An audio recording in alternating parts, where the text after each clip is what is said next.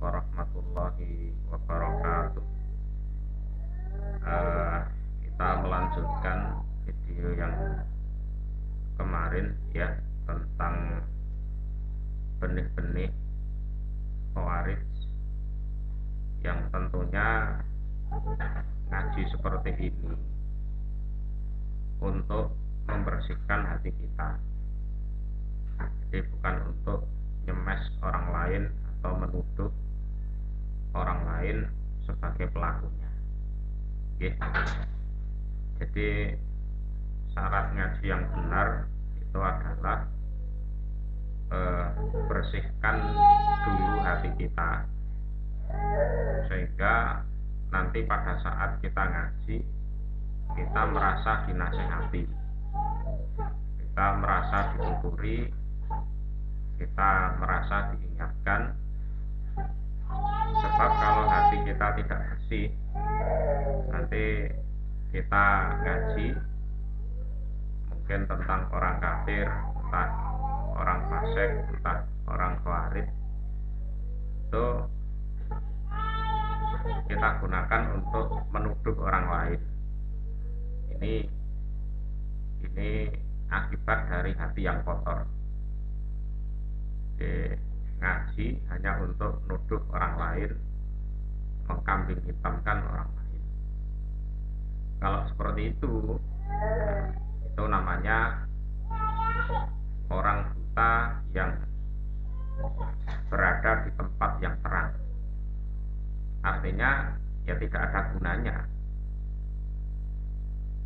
mau gelap, mau terang, mau ada lampu atau tidak ada lampu, orangnya buta, ya tidak ada gunanya. Harapan kita adalah mata kita bisa melihat, hati kita hidup, dan kita berada di tempat yang terang, penerangannya cukup. Dan yang akan kita terangkan di sini, dan ini untuk nasihat kita bersama tentang benih-benih khawarij, sebagai melanjutkan video yang kemarin ya. Kita bahas tentang seseorang yang bernama Dzulkhuwaisirah ya, Dzulkhuwaisirah. Kita baca ya hadisnya. Ini Sahih Bukhari. Kalau dilihat kitabnya, Kitabul Manaqib, untuk babnya adalah babu alamatin nubuwah fil Islam. Di bab ciri-ciri atau tanda-tanda kenabian di dalam Islam ya. Hadatsana Abul Yaman akhbarona Su'aib an-Zuhri qala akhbaroni Abu Salamah ibnu Abdurrahman anna Abu Sa'id al-Khudri radhiyallahu anhu qala.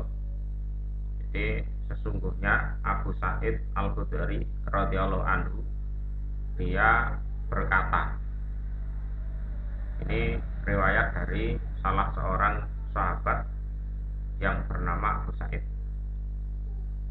Bainama nahnu inta Rasulillah sallallahu alaihi wasallam wa huwa yaqsimu kisman.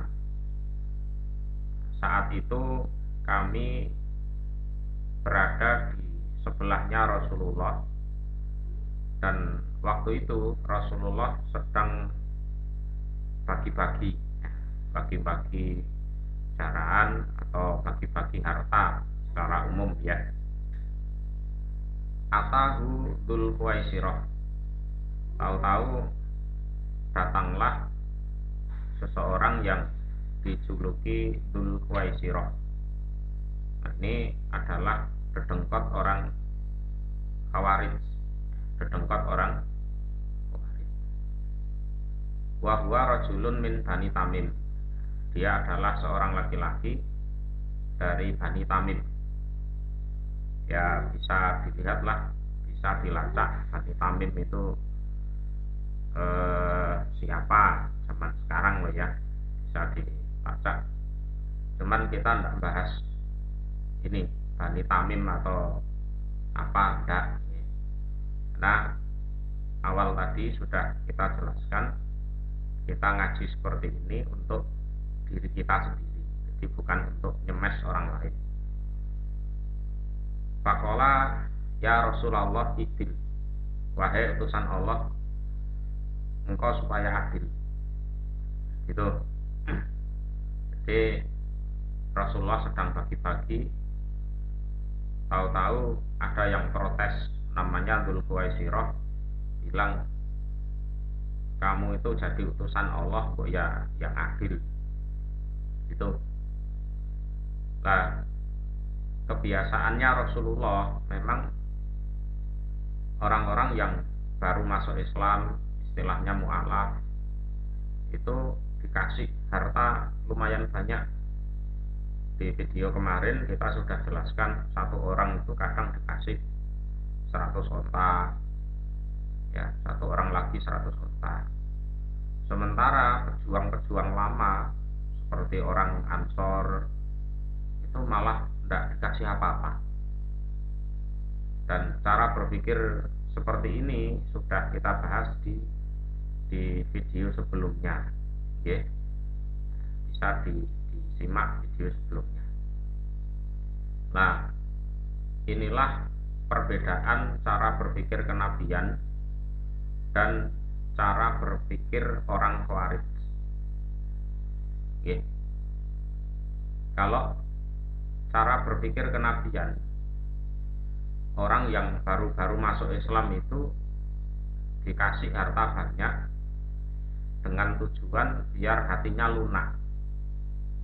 Jadi Nabi ngomong, membimbing, meramut, mengayomi mereka jangan sampai baru masuk Islam terus balik kafir lagi, alias murtad.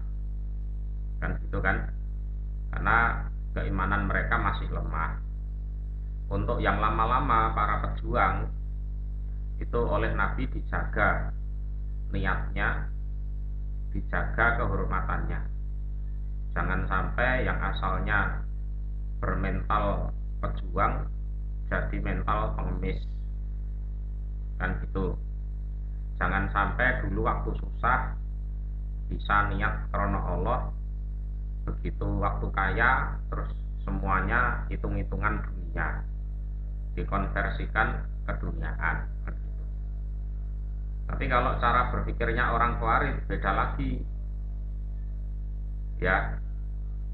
Orang Khawarij itu berpikir kalau orang itu masuk Islamnya lebih dulu, harusnya dapat bagian lebih banyak, gitu kan?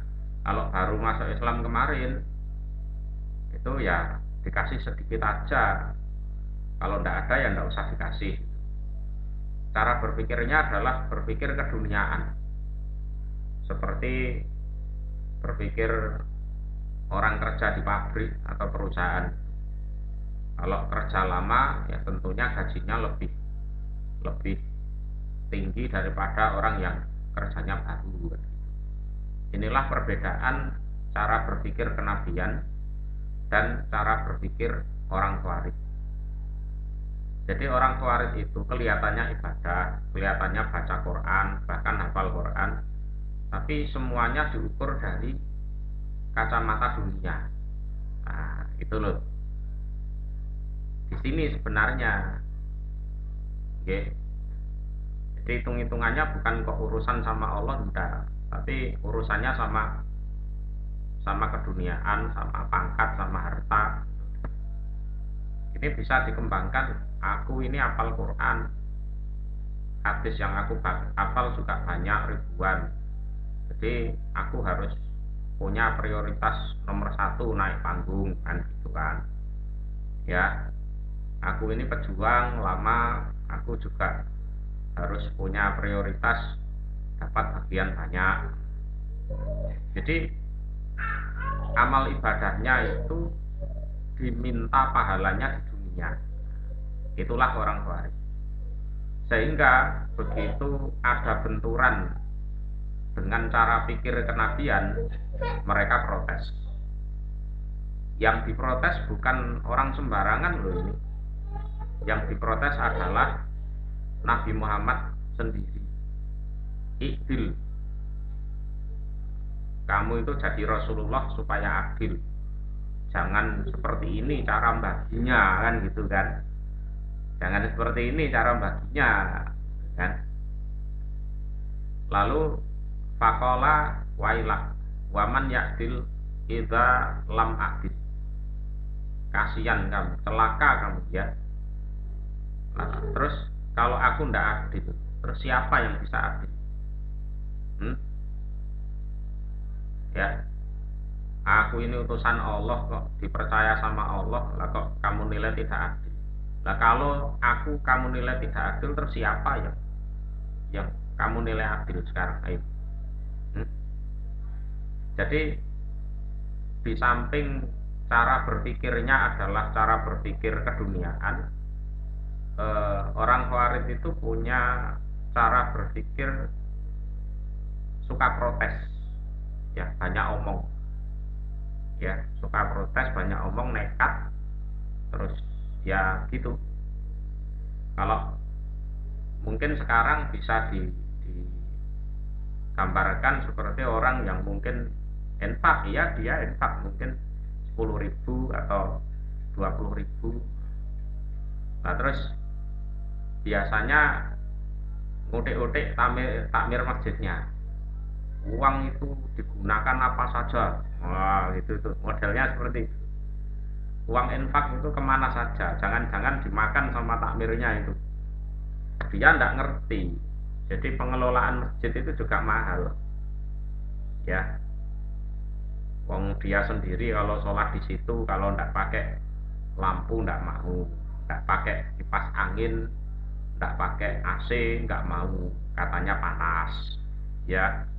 Terus kalau ada pengajian maunya juga gratisan, ya. Tapi begitu infak 10.000 atau 20.000, ngomongnya sudah aneh-aneh, ya. Nuduh takmirnya, nuduh pengurus masjidnya, ya. Kelakuannya seperti itu. Punya jasa sedikit, maunya untung banyak, terus semua orang dicurigai. Jangankan cuma takmir masjid atau siapalah, nabi aja dicurigai. Itu ciri-cirinya seperti itu. Jadi berkorban sedikit, maunya untung banyak, kemudian apa ya, segala sesuatu diukur dari keduniaan. Ya, mentalnya mental pengemis memang, mental pengemis, merasa punya jasa sedikit, maunya pengen banyak. Kalau ada orang lain dikasih banyak, dia tersinggung, yang ngasih dituduh tidak adil. Tuh, ya, itu benih-benih Khawarij seperti itu. Ini yang perlu diwaspadai, ya. Jadi pelit, terus merasa punya jasa sedikit, maunya untung banyak. Kalau tidak diuntungkan, dia protes dan menuduh orang yang tidak menguntungkan dia sebagai manusia yang bodoh, yang tidak adil, dan lain-lain. Itu. Faqala Umar, ya Rasulullah, idzan li fi fa'at riba unuqahu. Nah Umar ini ya gergeten ini, ya gergeten, igit-igit orang Jawa bilang, izinkanlah saya untuk memukul lehernya. Wis kurang ajar ini Rasul, ini orang tidak bener ini. Pakola dakhu, tapi Rasulullah bilang dakhu, dah biarkan aja, dah biarkan aja, Pak. Kalau di riwayat lain menjelaskan nggak pantas kalau tertulis sejarah bahwa Nabi Muhammad membunuh temannya, itu nggak pantas lah. Karena Dzulkhuwaisirah ini ya secara lahiriah ya Islam, secara lahiriah, Tapi ini adalah dedengkotnya orang Khawarij. Biarkan aja, biarkan. Tapi Rasulullah memberi peringatan di sini. Ya, fa innalahu ashaban yahkiru ahadukum sholatahu ma'a sholatihi. Jadi ini nanti si orang ini akan punya teman, di riwayat lain keturunan, yang mana sholat kalian itu tidak ada apa-apanya dengan sholat mereka. Jadi keturunannya orang ini nanti ahli sholat, benar ahli sholat. Sholat kalian tidak ada apa-apanya,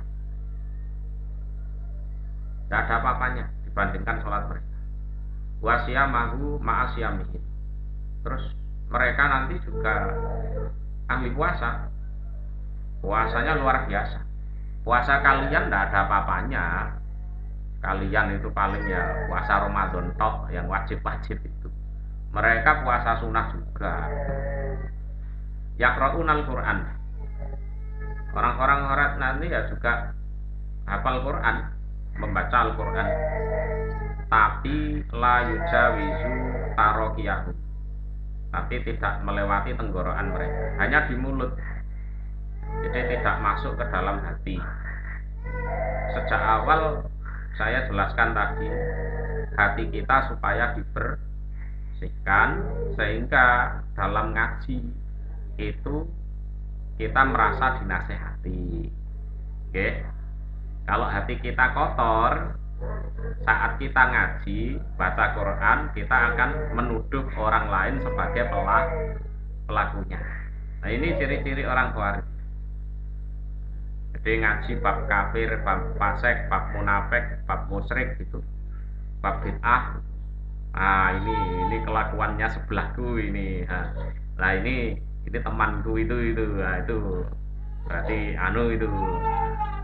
Terus ya itulah ciri-ciri Khawarij itu seperti orang yang ada di tempat terang tapi matanya buta. Ya, tapi matanya buta. Gimana? Ya tidak ada gunanya. Tiap hari sholat, tiap hari puasa, baca Quran, tapi ternyata Qurannya tidak melewati tenggorokan. Jadi hanya di mulut, tidak sampai masuk ke dalam hati. Yamrukuna minatin kama yamrukus sahmu minar romiyah. Jadi mereka itu keluar dengan cepat dari agama. Ya, keluar dengan cepat dari agama sebagaimana keluarnya anak panah dari sasarannya. Ya. Yungdoru ila naslih fala yujadu fihi sayun. Jadi di kejauhan misalkan ya memanah jeret, terlihat kena. Setelah dilihat ujungnya panah, tidak ada bekasnya, tidak ada bekas darah, tidak ada bekas kotoran binatang yang dipanah tersebut. Jadi dilihat ujungnya panah, tidak ada apa-apanya.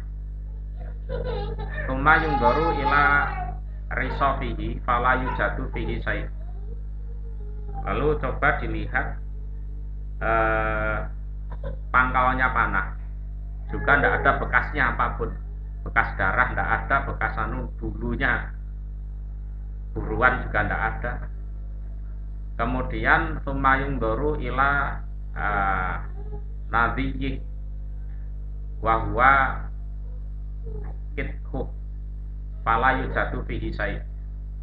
Lalu dilihat gagangnya panah, juga tidak ada apa-apanya.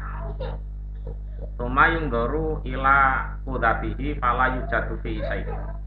Kemudian dilihat juga pada sayapnya panah, juga tidak ada apa-apanya. Qad sabaqo al-farsa waddam. Jadi panah tersebut mendahului pada kotorannya binatang dan darahnya. Jadi saking cepatnya lep, tembus ya tembus lah, darahnya belum sempat mengalir, binatang buruannya itu belum sempat mengalirkan darah atau mengeluarkan kotorannya saat kena panah, panahnya sudah keluar dari binatang buruannya, sehingga panahnya itu bersih, tidak ada bekas darahnya, ya tidak ada bekas kotoran dari binatang buruan tersebut. Artinya apa? Kalau dilihat dari jauh, orang Khawarij ini koyok ya seolah-olah meyakinkan, ya pakai apa ini, tutup kepala putih, pakai sorban, pakai gamis, pakai, ya kalau dilihat dari kejauhan seolah-olah Islam betulan. Mereka juga sholat, juga puasa, juga baca Quran, tapi setelah dicek betul dengan cek yang seksama, ternyata mereka jauh dari agama. Jauhnya ya karena cara berpikir mereka bertolak belakang dengan cara berpikir kenabian. Kalau kenabian mikirnya adalah mikir akhirat, kalau Khawarij mikirnya keduniaan. Aku lebih pinter, harusnya aku berhak naik podium, nah, gitu kan. Aku lebih berjuang, jadi harusnya kalau bagi-bagi jaran aku dikasih banyak, gitu ya. Merasa punya sedikit, merasa punya jasa, maunya diistimewakan, maunya diprioritaskan, maunya diagungkan, maunya dihormati, ya seperti itu sama saja dengan perjuangannya dikonversikan dengan keduniaan, ya, dengan keduniaan, ya. Lah kemudian Nabi menjelaskan ciri-ciri mereka. Nah ini, ayatuhum rajulun aswad. Jadi ciri-ciri kelompok mereka nanti ada orang yang hitam, ya. Ihda ataihi mislu sadil mar'ah. Jadi salah satu dari lengannya laki-laki hitam itu seperti puntingnya seorang wanita. Au mislul bat'ati tatardar, atau seperti daging yang empuk gitu. Wayah rujuna alaki ini firqatin minanas, dan ini adalah keluar munculnya ketika terjadi perpecahan di antara manusia, dan akan ada terus ada diperangi, ada lagi diperangi, ada lagi diperangi sampai sekarang. Dan termasuk salah satu yang memerangi adalah Ali bin Abi Thalib, dijelaskan di hadis. Termasuk di hadis. Jadi jangan sampai ada benih Khawarij di dalam hati kita. Jadi merasa berjasa, merasa punya andil, terus pengennya dihormati, dihargai. Terus kalau tidak dihormati, dihargai, marah, gondok, ya kan? Nah itu sebenarnya benih Khawarij. Kita kembali saja kepada niat awal kita menetapi agama. Kita itu sebenarnya pengen apa? Menetapi agama, ya kan? Pengen ibadah yang benar sesuai dengan tuntunan Allah Rasul. Intinya pengen masuk surga, selamat dari neraka. Itu kan tujuan awal kita kan. Ya sudah, kita ingat-ingat saja tujuan awal kita. Nanti seiring berjalannya waktu, ada cobaan aneh-aneh. Lah tujuan awal kita jangan lupa. Sama seperti orang Khawarij ini gagal dalam menghadapi cobaan. Orang-orang gagal dalam menghadapi cobaan. Dulu waktu bodoh, ya, mereka belajarnya itu karena Allah, ya kan? Belajarnya karena Allah. Tholabul ilminya karena Allah. Tapi begitu pinter sedikit gitu, nah ini mulai pengen dihargai, pengen dihormati. Orang-orang harusnya cium tangan kan gitu kan, ya kan? Maunya dikasih panggung, dikasih podium, nah gitu, ya kan? Karena Allahnya hilang. Dulu waktu miskin, susah, ditindas, mereka mau berjuang, perang fisabilillah, ya kan? Waktu susah, niatnya juga karena Allah.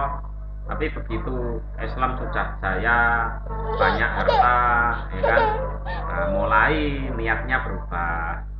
Pengen dapat bagian banyak, pengen dapat pangkat, pengen dapat kedudukan.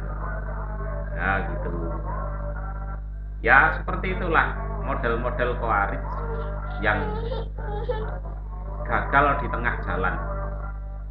Jadi orang-orang gagal di tengah jalan, dan naudzubillah min dzalik, jangan sampai kita seperti itu, ya.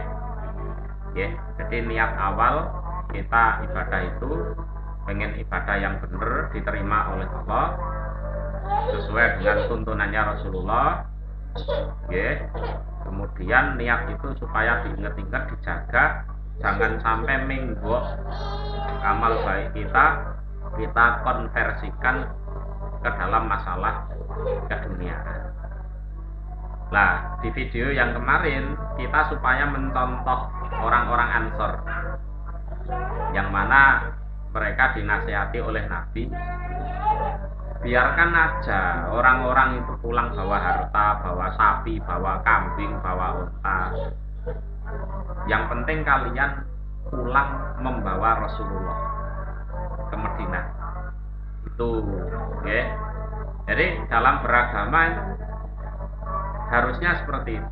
Biarkanlah orang-orang itu menikmati harta, pangkat, kedudukan dan lain-lain. Tidak usah merasa direndahkan, diperlakukan pilih kasih dan lain-lain. Yang penting kita bisa tetap beramal baik dan kita bisa menjaga amal baik kita agar tidak hancur, ya, agar tidak hancur, sehingga nasib kita sama seperti orang tua. Jangan sampai seperti itu. Untuk pembahasan ini nanti insya Allah kita akan lanjutkan di video berikutnya. Akhirul kalam, assalamualaikum warahmatullahi wabarakatuh.